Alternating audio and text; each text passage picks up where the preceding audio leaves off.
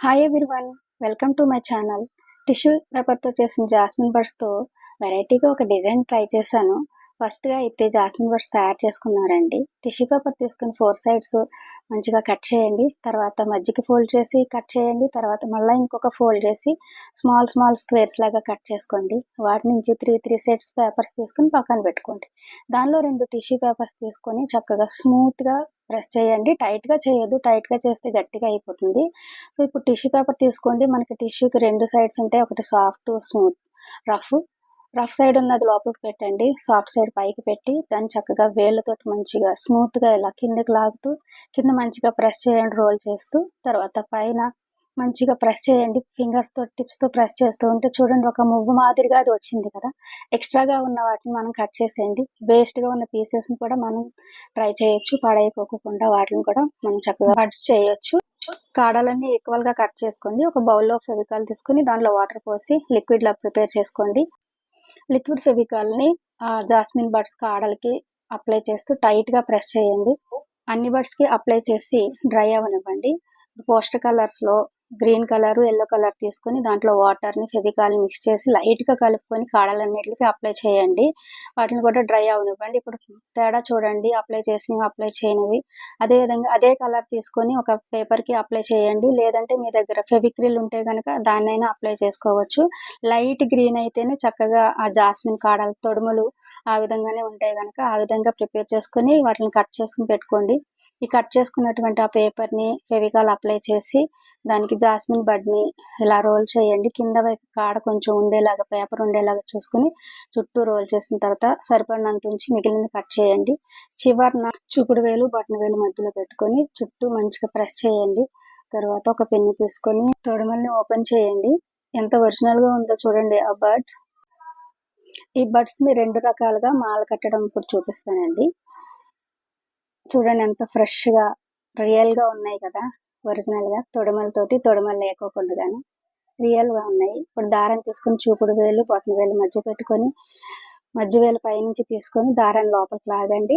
దాని లోపల నుంచి బడ్స్ని పెట్టండి. 2 బడ్స్ పెట్టిన తర్వాత చక్కగా దారం టైట్గా లాగండి. ఇప్పుడు మళ్ళా మధ్య వేలు నుంచి ఫ్లవర్స్ కిందకి తీసుకొని లోపల నుంచి దారం లాగండి. 2 సార్లు టైట్ చేస్తే ఏమవుతుందంటే దారం ఊడిపోకుండా ఉంటుంది, మాల మంచిగా నిలబడుతుంది. చూడండి ఇప్పుడు ఫ్లవర్ పైనుంచి దారం తీసుకొని దాని లోపల బడ్స్ పెట్టుకోవాలండి. సేమ్ ఇంక ఇలాగే మొత్తం మాలంతా కూడా ఇదే విధంగా ట్రై చేయాలి. బడ్స్ పెట్టిన తర్వాత దారం టైట్గా లాగండి. దగ్గరగా టైట్గా లాగి ఒకదానిపైన ఒకటి పెట్టు. అలాగే కంటిన్యూస్గా మాల కట్టండి. ఇప్పుడు రెండో రకంగా ఏ విధంగా కట్టాలో చూపిస్తే ఒక దారపు వేలు తీసుకోండి. దానిలో పెన్సిల్ కానీ పెన్ను కానీ పెట్టి చిటికెన వేలికి, ఉంగరం వేలికి మధ్యలో పెట్టుకొని మధ్య వేలికి ఒక మెలికి వేయండి. కొంచెం దారం అయితే కొంచెం ఎక్స్ట్రాగా కిందకు వదులుకోండి.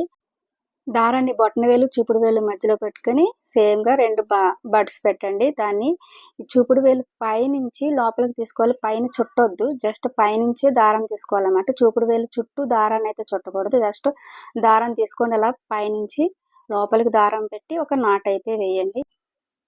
మీకు మధ్య వేలుకి చుట్టిన దారం టైట్ అవుతుంటే కనుక దాన్ని విప్పేసి మళ్ళీ క్లియర్గా లూజ్గా పెట్టుకోండి.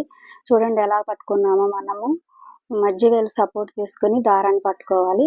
సేమ్ ఇదే విధంగా మొత్తం మాలంతా కట్టండి. ఇది చాలా టైట్గా ఉంటుంది. ఇది వేలుతో కట్టింది, ఇది దారపు వేలు సహాయంతో తీసుకుని చూడండి ఎంత టైట్గా ఉంటుందో, సాగదు. ఇది వేలుతో కట్టింది చూడండి చక్కగా సాగుతుంది. ఈ రెండింటిని కలిపేసుకున్నాను. చూడండి పెద్ద మాల అయితే వచ్చింది. వావ్, ఎంత రియల్గా ఉన్నాయో చూడండి. ఇవి చక్కగా ఒరిజినల్గా చాలా బాగున్నాయి కదా. ఇప్పుడు ఫ్లవర్ చేయడం ఎలాగో చూద్దాం. టిష్యూ పేపర్ తీసుకొని మధ్యకి ఫోల్డ్ చేయండి.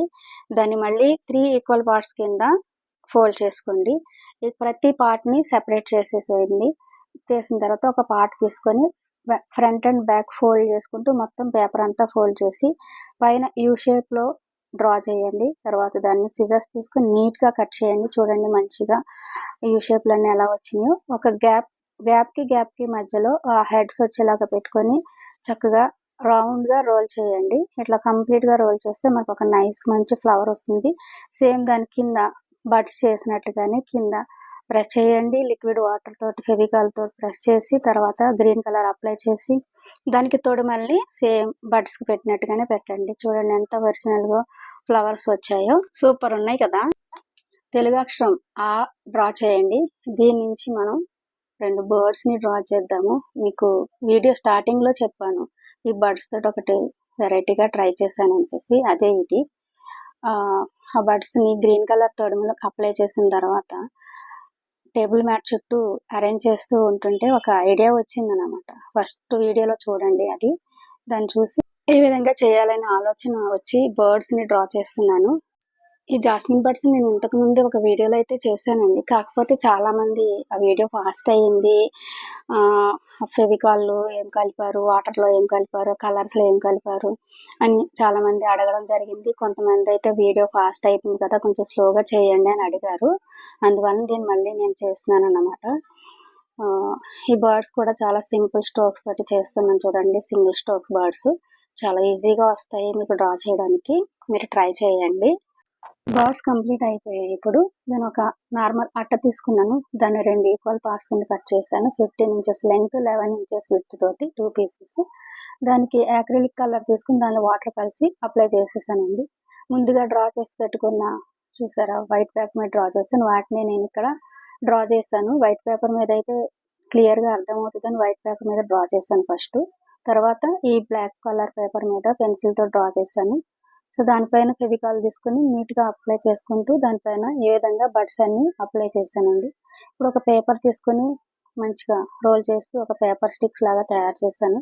ఈ స్టిక్ని ఆ ఫ్రేమ్కి చుట్టూ అరేంజ్ చేస్తాను. ఇది ఒక రకమైన ఫ్రేమ్. ఇంకొకటి ఈ చివర్లా మెత్తగా ఉన్న చోట్ల కట్ చేసేసి ఆ ఫ్రేమ్కి తగినంత ఎంతైతే అవసరమో అంత స్టిక్స్ని ప్రిపేర్ చేసుకుని 2 స్టిక్స్కి ఫెవికాల్ అప్లై చేసి ఇలా రోల్ చేశాను. ఇప్పుడు చూడండి ఈ ఫ్రేమ్ ఇంకా వెరైటీగా ఉంది కదా, 4 పక్కల అప్లై చేసేసాను. దీనికి తర్వాత ఈ కన్ను అంతా అప్లై చేశాను కలర్. ఇప్పుడు ఈ హార్ట్ షేప్కి వైట్ కలర్ని అప్లై చేసి దాని మీద రెడ్ కలర్ని అప్లై చేసుకుంటూ ఉంటే వైట్ రెడ్ మిక్స్ అయ్యి మనకి మంచిగా హార్ట్ షేప్ కలర్ అయితే మంచిగా వస్తుందండి. చాలా నీట్గా వస్తుంది కలర్.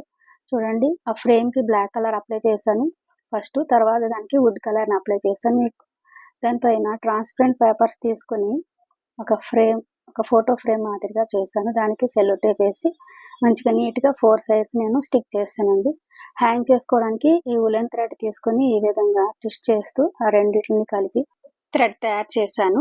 థ్రెడ్ని సెంటర్లో పెట్టి సెల్లో టేప్తో స్టిక్ చేశాను. ఇప్పుడు హ్యాంగ్ చేయడానికి రెడీగా ఉన్నాయి. ఫస్ట్ ఇది ట్రాన్స్పరెంట్ పేపర్ పెట్టాను. ఇది ట్రాన్స్పరెంట్ పేపర్ పెట్టలేదు చూడండి, నీట్గా ఉంది. కానీ ట్రాన్స్పరెంట్ పేపర్ పెడితే దుమ్ము పట్టకుండా నీట్గా ఉంటుంది.